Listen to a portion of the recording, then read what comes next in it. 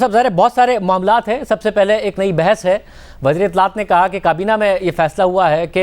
और ये फिर उन्होंने ऐलान भी कर दिया कि वज़ारत क़ानून भी ये समझती है कि अगर इलेक्शन कमीशन ने कानून के तहत इलेक्शन नहीं कराएगा इलेक्ट्रॉनिक वोटिंग मशीन के ज़रिए तो फिर उनकी फ़ंडिंग रोक दी जाएगी, हुकूमत उन्हें फ़ंड नहीं दे सकती है। अब पंजाब हुकूमत ने भी फैसला कर लिया है कि इसी के तहत होने चाहिए। क्या वाकई फ़ंडिंग रोकी जा सकती है कानून के तहत?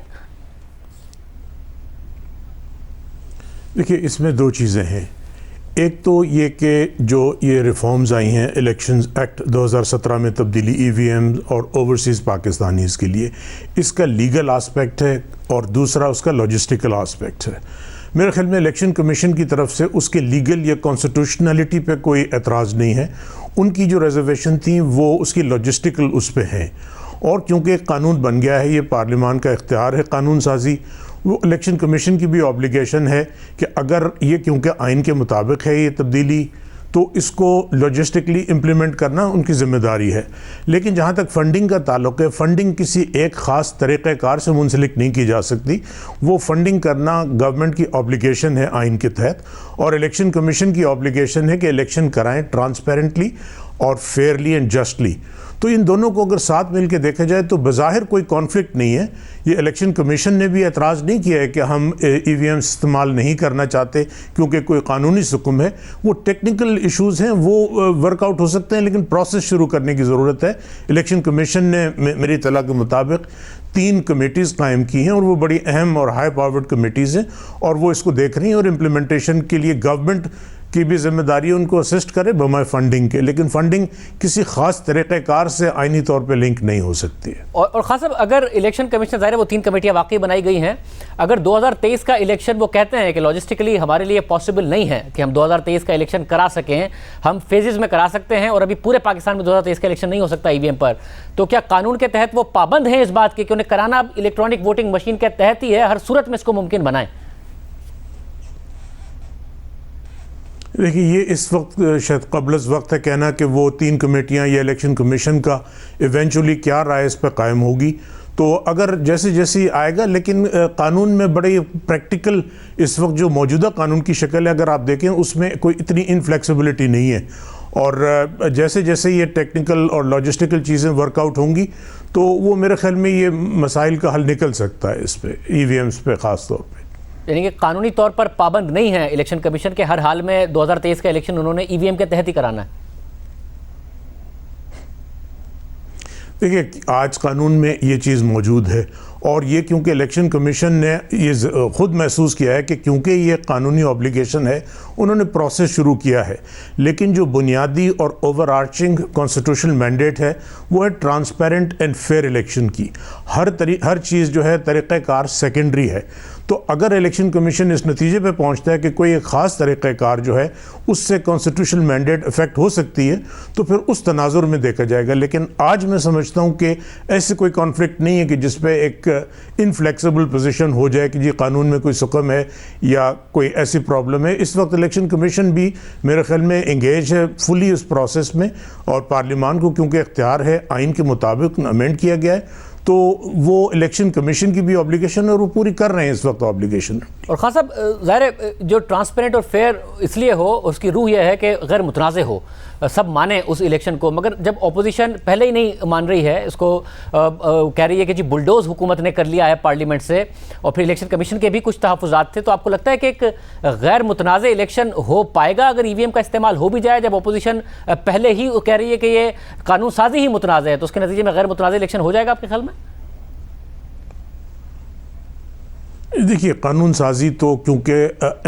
आइन के जो मुताबिक उसमें प्रोसेस दिया गया है उसके मुताबिक हुई है। अगर किसी के ख्याल में है कि वो आइन के मुताबिक नहीं है उसको चैलेंज कर सकते हैं। जहाँ तक मुतनाज़ बनाने की बात है, लॉ अगर इसको गौर से देखा जाए तो ये एक इनेबलिंग प्रोविज़न है। एक इलेक्शन कमीशन को एम्पावर किया गया है एक नए टेक्नोलॉजिकल तरीक़े के लिए, और ओवरसीज़ वोटिंग और ओवरसीज़ पाकिस्तानीज़ की वोटिंग और ईवीएम ये दोनों नई तरामीम नहीं है, ये पहले पायलट प्रोजेक्ट के तौर पे मौजूद थी। अब इनको स्कोप एक्सटेंड किया है जनरल इलेक्शन की हद तक। तो मुतनाज़ा तो शायद जब होगा जब इलेक्शन कमीशन इस नतीजे पे तकनीकी तौर पे पहुँचे कि जी हम हतमी इस नतीजे पे पहुँचे हैं कि ये इम्पॉसिबल है कि ट्रांसपेरेंट और फेयर इलेक्शन कराया जाए ईवीएम से, वो कहना क्योंकि क़ब्ल अज़ वक्त है, तो मेरे ख्याल में अपोजिशन को भी थोड़ी सी फ़राख दिली का मुजाहरा करना चाहिए और उस प्रोसेस में इंगेज हों, क्योंकि स्टेक होल्डर गवर्नमेंट भी है, इलेक्शन कमीशन भी है और पॉलिटिकल पार्टीज़ तमाम बमे अपोजिशन के, लेकिन सबसे बड़े स्टेक होल्डर हैं पाकिस्तान के अवाम और उनकी नुमाइंदगी करते हैं हुकूमत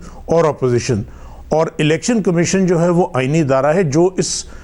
ऑब्लिगेशन को ट्रांसलेट करेगा into political mandate of the people. तो उस अगर तनाजुर में देखें, सबकी ऑब्लिगेशन है कि उस प्रोसेस में इंगेज हों और फिर जिस नतीजे पे पहुंचते हैं, जो जैसे मैंने अर्ज़ किया कि बुनियादी कॉन्स्टिट्यूशनल मैंडेट है ट्रांसपेरेंट इलेक्शन की, और आखिरी जो लफ्ज़ है वो इलेक्शन कमीशन का होगा, उनकी सेटिस्फेक्शन ज़रूरी है कि ये किस तरीक़ेकार के तहत इस मैंडेट को तकमील अंजाम तक पहुँचाया जा सकता है। और आप बतौर ज़ाहिर सीनियर कानूनदान भी और अटॉर्नी जनरल भी कॉन्फिडेंट हैं कि अपोजिशन अगर कह रही है कि इसको हम अदालत में चैलेंज करेंगे इस कानून साजी को, तो अदालत से कोई रिलीफ नहीं मिलेगा इस हवाले से, अदालत इसको कलअदम नहीं करार देगी, ये दुरुस्त तरीके से कानून साजी हुई है? देखिए, वो ज़ाहिर फैसला तो अदालत को करना है, लेकिन जो कानून आज जिस शक्ल में मौजूद है, तो मेरी राय में उसमें कोई आइन से मुतसादिम नहीं है और इसको गौर से पढ़ा जाए तो उसमें बहुत फ्लेक्सिबिलिटी है और ये एक इनेबलिंग प्रोविज़न है। अगर इसको उस तरह देखें तो मेरी ज़ाती राय है कि एटलीस्ट आइनी तौर पे इसमें कोई इतना बड़ा सुकम नहीं है कि कोर्ट्स को स्ट्राइक डाउन करे। बाकी तो फैसला तो ज़ाहिर है कि अदालत दलाइल सुनने के बाद करती है। हाँ साहब, एक और मामला है, नैब चेयरमैन को हटाया कैसे जाए? ज़ाहिर एक ऑर्डिनेंस आया, फिर उसके ऊपर एक और ऑर्डिनेंस आ गया। आपकी राय है कि सुप्रीम जुडिशल काउंसिल को हटाना चाहिए और आपने बड़ी तफसील से अपनी राय दी है, मगर वज़ीर कानून समझते हैं कि आइन में तब्दीली करनी पड़ेगी अगर नैब चेयरमैन को हटाने का तरीका सुप्रीम जुडिशल काउंसिल के पास जाना है, वरना ये सदर के पास ही होना चाहिए अगर आइन में तब्दीली नहीं होती है। और उन्होंने ये भी कहा कि आपकी गालिबन उस दिन कराची में कोई हेयरिंग थी, तो ऐसा नहीं कि आपसे मुशावरत की नहीं गई, आपसे मुशावरत की ज़रूर की गई, मगर प्रिवेल उनकी राय ने किया, तो आपसे मुशावरत हुई थी। नहीं, इस पे दो चीज़ें हैं। पहली तो मुशावरत, जब ये तरीक़ाकार सुप्रीम जुडिशल काउंसिल से तब्दील करके प्रेसिडेंट के पास किया, ये प्रेसिडेंट के पास जो है पहले भी डिस्कस हुआ था और इस पे मैंने ही ये चीज़ पॉइंट आउट की थी कि एक पॉसिबिलिटी ये हो सकती है कि क्योंकि आइन में सिर्फ 3 जो हैं उनके लिए, जज साहिबान के लिए, ऑडिटर जनरल ऑफ पाकिस्तान के लिए और इलेक्शन कमीशन के लिए सुप्रीम जुडिशल काउंसिल दी गई है, तो एक ये दलील हो सकती है। लेकिन आइन में ये भी दिया है कि सुप्रीम कोर्ट की, जो कि सुप्रीम जुडिशल काउंसिल से एक बाला, एक हाईएस्ट फोरम है, उसके लिए भी लिखा है कि कॉन्स्टिट्यूशनल जुरिस्डिक्शन भी होगी और कानून के तहत भी वो जुरिस्डिक्शन कन्फर की जा सकती है। तो मेरी राय में, मैं एहतराम करता हूँ लॉ मिनिस्टर का एक व्यू है और एक सीनियर लॉयर हैं, लेकिन मेरी राय में ना सिर्फ आइनी बल्कि कानूनी तौर पे भी सुप्रीम जुडिशल काउंसिल को किसी पर्टिकुलर केस में, और ख़ास तौर पे एक ऐसे ऑफिस के लिए जिसकी असास उसकी इंडिपेंडेंस, इम्पार्शियलिटी और न्यूट्रलिटी हो, अकाउंटेबिलिटी का जो प्रोसेस है उसकी बुनियादी असास और वही फंक्शंस हैं जो जुडिशरी के क्वाज़ी जुडिशल फंक्शंस हैं, तो उसके लिए अगर सुप्रीम जुडिशल काउंसिल बेहतरीन इदारा अगर नहीं भी है तो कोई और ऐसा इदारा हो सकता है जो इंडिपेंडेंट हो। लेकिन मैंने ये राय दी थी और मैं अभी भी उस पर कायम हूँ कि सदर को इख्तियार देना, चाहे सवाबदीदी हो या वज़ीर आज़म की मुशावरत की बुनियाद पे हो, उसमें आइनी और कानूनी मुश्किलात होंगी, उसकी ट्रांसपेरेंसी पे, उसकी न्यूट्रलिटी पे बड़े सीरियस क्वेश्चंस उठ सकते हैं और ये मैंने राय